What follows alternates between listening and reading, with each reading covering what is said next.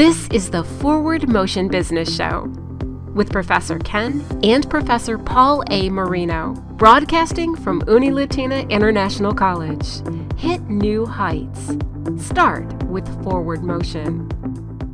So, Paul, just to get the broadcast started, here we are in the middle of something unique, something that really hasn't happened to us, as a society in the past, especially not the businesses. I mean, you could compare this similar. I've heard comparisons to 9/11 and things like that. Or SARS. Or SARS, of course. But I think this is a little more serious. I don't know, and hopefully it doesn't become as serious as everyone predicts it will be. But at the end of the day, it's still resulting in a shutdown, really, of just about everything we could think of. I mean, here we are in the schools. We both teach classes, and a lot of schools now are going through changes. But it's not just the schools; it's the businesses, all these events that are being canceled, the travel, and I think it's just all connected, right? Well, I think we talk about disruption in business and being part of forward motion and adapting. I think this is a disruption in a way. I certainly believe that we live in the greatest country in the world. I, like you, hope it will not be as serious as they're predicting. Right. And it is my opinion that we are going to come out the other side as a stronger nation with stronger technologies. And I firmly believe that some of the techniques that are going to be developed during this crisis we're not going to go back. These are going to be techniques that we're going to carry forward, just like, for instance, people working remotely. Right. I think we're going to have to work remotely during the crisis. However, once we are through the crisis, I don't think we'll go back to the old way of doing business. Yeah, and I think that's true. I mean, let's face it, do we ever go back when we do something, when we change our patterns, change our cultures, change the way we do things? Very rarely do we go back to where we were. And it's funny because, maybe it's not funny, but when I was in the corporate world, and I traveled all over the place, like I'm sure you did, if you're working for a company, you go all over the place. And they were very opposed. And there are companies today that are still very opposed to working remotely, which I always thought was kind of ridiculous because Exactly. if you get the work done, where does it matter where you get it from? Plus, if you count in what I was doing at my level, I was on a plane every week. And I was still effective, still doing my job. I didn't have to sit in front of a desk 9 to 5, or in my case, it might be 7 to 7. But you can still be effective remotely. And I think this is where we're going to.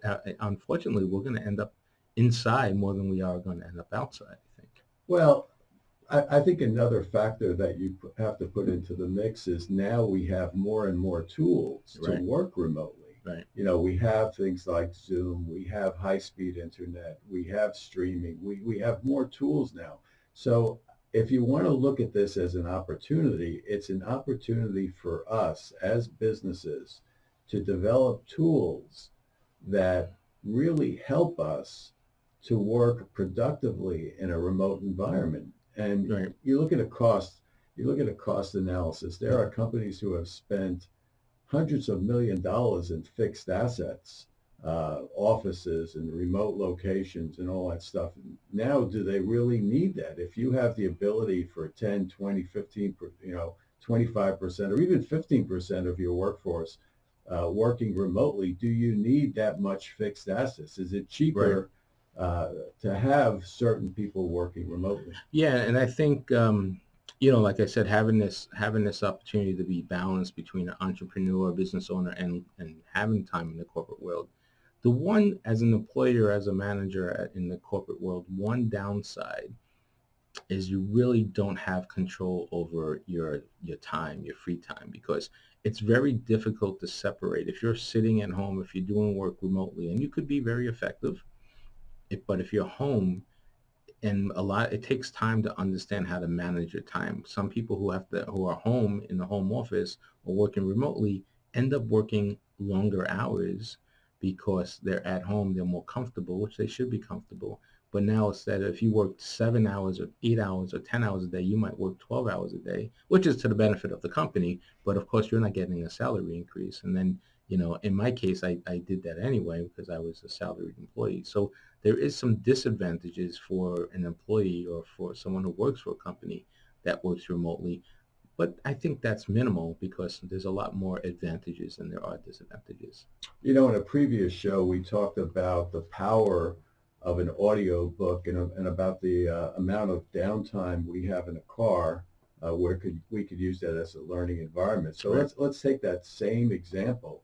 Let's say that you're saving 2 hours a day uh, in traveling to your office location. You Right. could use those 2 hours if you're working remotely To be more to productive. be more productive. Absolutely. And in the case of those of us who are, what we call road warriors, who are flying all over the place, I mean, if I get on a plane, that's normally 5 hours.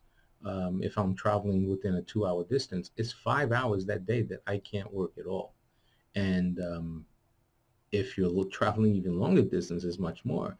So you lose productive hours, and I think being home allows you to gain the productive hours. And I think where the dilemma is. If you do work for a company, you work remotely, and it takes. Listen, I've worked out of the home office most of my adult life. There is a balance, and it takes a few years to get used to that balance. It's not something you could turn on and turn off immediately, because you dive into the work, and then you've got, you might have your screaming kid in the background, your barking dog, and all that stuff, and you have to get those distractions out of your head and just stay focused on delivering for the company or for the job. But at the end of the day, like you said, I think is more advantageous for someone working at home than not. Oh, definitely. I think there's going to be a learning curve. There's going to be a ramping up curve. But think about it. You get up at 7, you get ready to leave the house by 8, you lose an hour driving to your job, so you get there at 9. What happens if you could wake up instantly, uh, put yourself together in 15, 20 minutes and use that extra hour and a half just being productive? Right. It is going to be a cultural shift. People are going to have to adapt to that cultural shift. But Right. I think the opportunity that we're seeing now is we're going to change the protocol for businesses in the future, how people work. Yeah, and I think too, let's talk about this in terms of a small business. And in my marketing class yesterday, we discussed this, because if you're a small business today, let's say you owned a restaurant, right, and you're in, any town USA. What does your business look like now? Because they say now it's coming out, don't even go to restaurants because you run the risk of being in a contaminous type environment. So if I'm a restaurant owner, not only do I have to worry about my employees, because by the way, the schools have also closed, or the schools are closing, and the average employee who works in a restaurant, right, minimum wage or just above minimum wage employee, probably has a family that she drops off. If it's a mom or even if it's a dad, they drop their kids off probably at a daycare, or thank goodness they're in school type of thing. And now they don't have a school, and now they don't have an income. And now if you own that restaurant, you don't have customers. What do you do? Well, the structure is definitely going to change. Let's take an example, and I think Silicon Valley leads the way in this.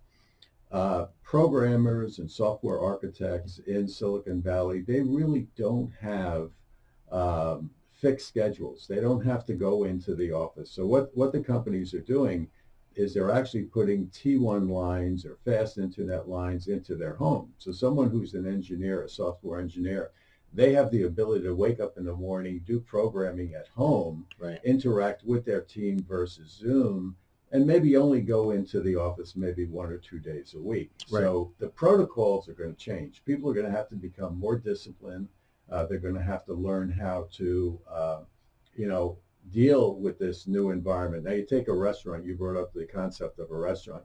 Restaurants now are, there's one in my neighborhood called No Quiero Cocinar. I'd love to have him on the show.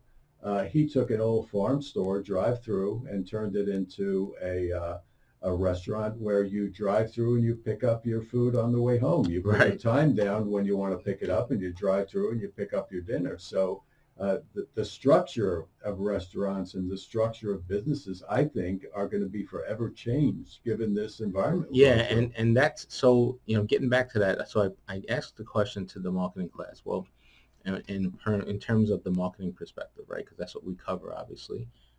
As a marketer, if you own a restaurant, what do you advise the restaurant owner to do? What type of marketing tools do we have to help them survive this crisis, and what can they do? So I think the best answer that came up is delivery. Yeah. Because if you have to stay home, you still have to eat, right? Oh, definitely. And So if you can't go to the store, you got to have it delivered. right? So, and there's, by the way, going to the store now is impossible, right? Everybody thinks that's the end of the world. So apparently we need toilet paper and, God forbid you need a hand sanitizer. You can't get that anywhere. But so, yeah, so the stores are crowded, and they say you should have 2 weeks of supplies if you get quarantined in the house, believe it or not. And we're down here in Florida, so we're used to keeping supplies in our Right. pantry in case a hurricane comes and all that. So it's more familiar to us, I guess, than most people in the country. So if if you're a small restaurant, you have to get a little more aggressive now. You can't expect the business to be the same. And you have to recognize, and this show is all about forward motion, you have to recognize that you have to go forward. You have to figure something out. Delivery is probably the best option. So now they have these services, which are great if you're not tied in. And there are some local restaurants that are not tied into Grubhub and Uber Eats and Right. all that stuff. My company, we build websites and we have a delivery platform on the website. If your website doesn't allow you to take orders and figure out a way to deliver An it, interactive menu. that could be a problem. So you have to really think that up. And I think to your point, the future of restaurants there might be no places to sit down. They might be far and few between. There's just be a nice kitchen that makes food and delivers it, and maybe we'll see that too. Although, that's the extreme, I think, right? Well, no, I don't think it's the extreme. I think the protocols that are going to be developed during this crisis are going to become ingrained into the business community. I think this is going to show businesses that people can work effectively remotely. Yeah, and that's a good question. And so that's a restaurant. Then what do you do now if you're a daycare, right? Because now a daycare, the whole purpose of a daycare is to, have kids come and you're taking care of the kids while the parents are at work and stuff like that. Yeah, you have a daycare, you have adult care, you have all these event companies, not to mention the airlines, which are suffering now, the cruise ships, which are closing here in Miami. Princess Cruises just announced that they're ceasing operations for 2 months, and it's going to be a big effect. And if you're a small business owner, now's the time to figure out what you need to do. And while we're going through this crisis, you have to put together a very aggressive plan so you can come out as strong as you need to be. Well, not only that, let's look at the flip side of that. Let's say that the economy takes a hit in the next 2 months, which Right. takes us through the summer. Right. That means that they're going to have to make up that ground in fourth quarter. Yeah. So they're going to have to aggressively have a marketing plan to get the most dollars out of fourth quarter. So there should be some tremendous discounts, some tremendous Right. incentives Right. in fourth quarter. So if I was a business, I would be gearing my marketing plan towards fourth quarter. Yeah, and that's hopefully you can make it to fourth quarter. I mean, some businesses are, week to week, hope not day to day, month to month. And if you could make it through this, because unfortunately there will be some businesses, and this is large businesses too. You don't have to be the small mom and pop shop, but this is a large business too. I think could be in jeopardy because that income is not there. That's why I think some of these Congress and we're talking about allowing small business loans and at a The low SBA interest, the loans. SBA loans. Right. That's all good and that's all positive, and there's even some worker relief talking about now because all that is real. And the question is, how do you come out on top? So I agree with you. You have to get aggressive. You have to think about what I'm doing, and I would say not even fourth quarter. I say third quarter. I say coming out of August. into mid-August sometime, August, September, October, you should be gearing up and you should be making plans, because I hope at least, we'll see April and May will be slow. June is normally slow no matter where you go, right? Because the summer months Right. slow down. So I'm hoping that we just see this pass by the end of May and coming into June. But you need to start getting aggressive now. Well, one of the things that I'm advising my clients on the consulting side is to review your banking arrangements. Fortunately, the banks are in good position. They're well capitalized. The Fed is pumping money into the system. So I'm telling my clients that we consult to, make sure your lines of credit are at the maximum. So if there is Right. a downturn, you have that line of credit. You could survive those months or 2 months Yeah. and then come out stronger on the other side. So you have to look at those relationships. Yeah, and that's important. You have to have the cash to get you through, and Cash that flow. cash flow is important, and you have to have those reserves or some type of access to credit that you'll need. So, all right, as a small business, you have to take some action, right? You have to be able to move forward. It's tough right now, but you have to figure out a plan how to get through this. I would minimize your expenses, right? If unfortunately if that means you were trying to renovate something, but by the fall you need to cut that out because you don't have that income coming in. Minimize your expenses. Minimize, if you're minimize your output so that you can manage what you have, and then take whatever money you can and put it into marketing. And I'm a digital guy, so I would say figure out a way to do some digital marketing inexpensively, and you could do that inexpensively to get customers in the door, no matter what business you own. Well, if you're in a good cash flow situation, if you do have reserves, um, now is the time perhaps to do a purchase because there's such big discounts. True. Everybody's That's talking true. about how the market's down and how the market fell out of bed and we're entering bear territory and all this.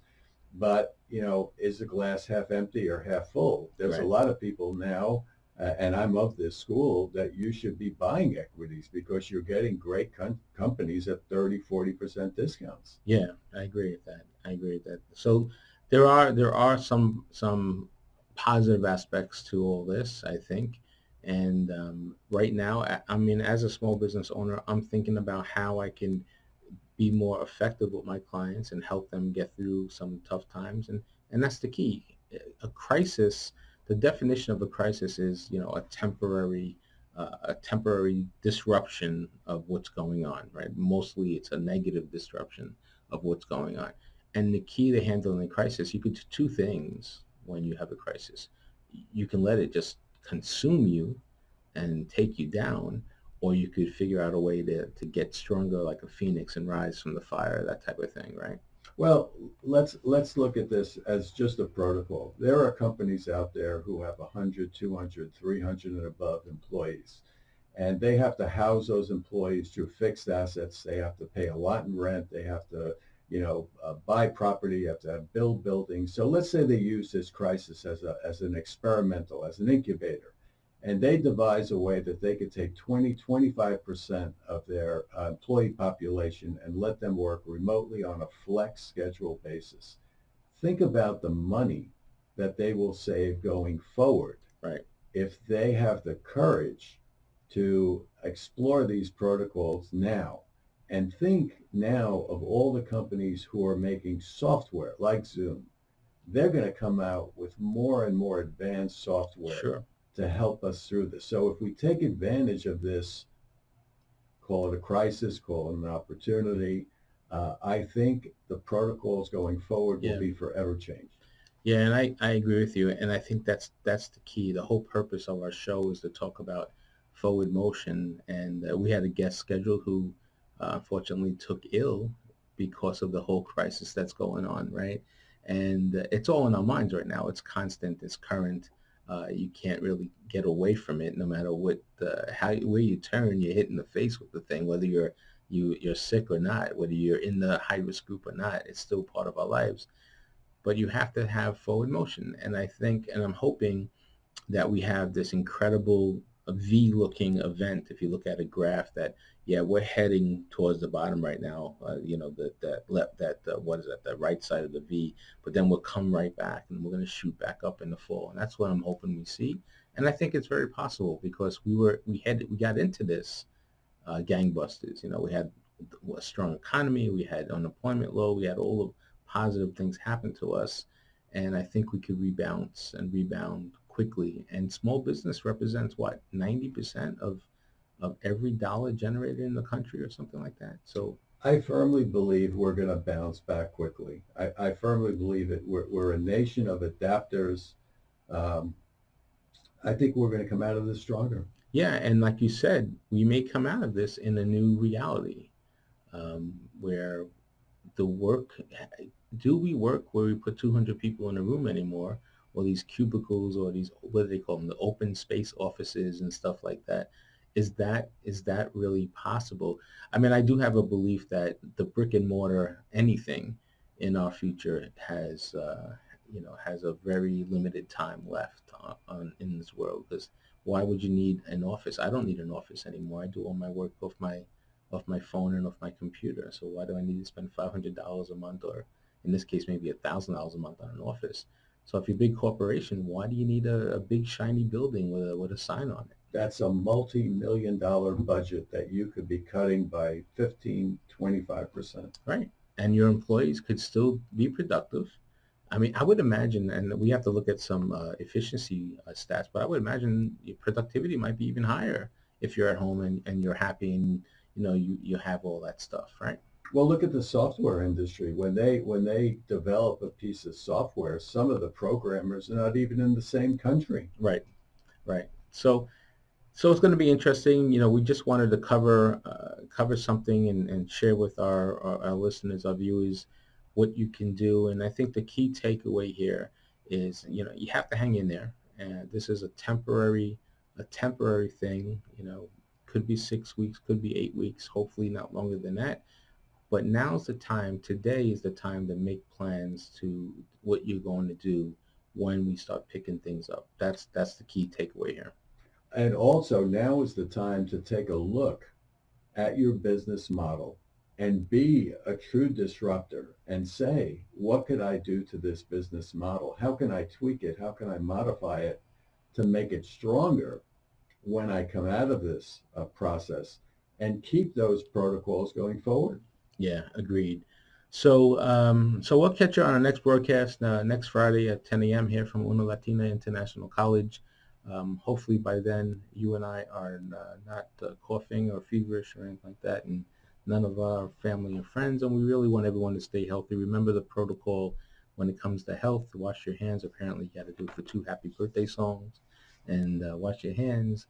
Make sure you stay safe. Wipe down surfaces and all that stuff. And follow the guidelines from your local city and the state and federal guidelines to stay healthy. I think that's going to be key, right? And stay positive. Right. And continue forward motion. That's exactly right. So thanks for joining us today. This is the Forward Motion Business Show. I'm Professor Ken. And I'm Professor Marino. And we'll see you out there real soon. Thanks so much. Take care.